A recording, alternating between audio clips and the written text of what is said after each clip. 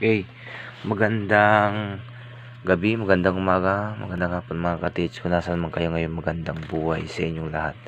So meron ako sa inyong ipapakitang HTM na na-encounter ng aking mga kasamahan sa lalim na 12 feet. So ito yung puso. Ayun, puso.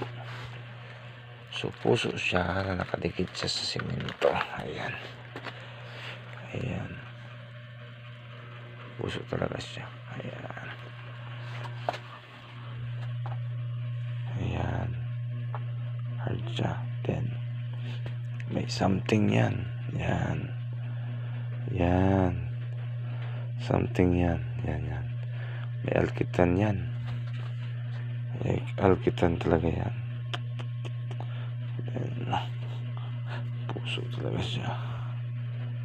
Then may guhit dito sa gilid. Yan.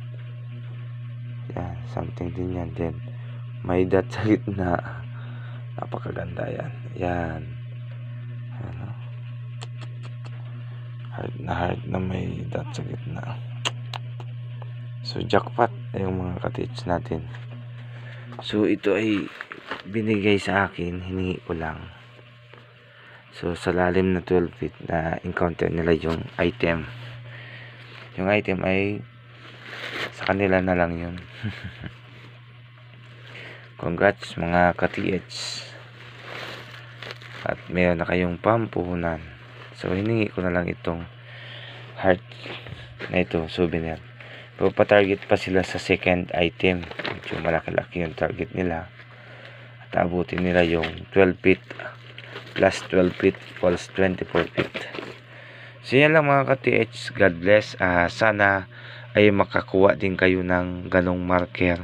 Kapag nakuha nyo yung marker na ganon is i-check nyo yung pinopoint nya, i-check nyo yung malapit sa kanya, is i-check nyo yung lahat sa level na lupa kung saan nyo siya nakuha.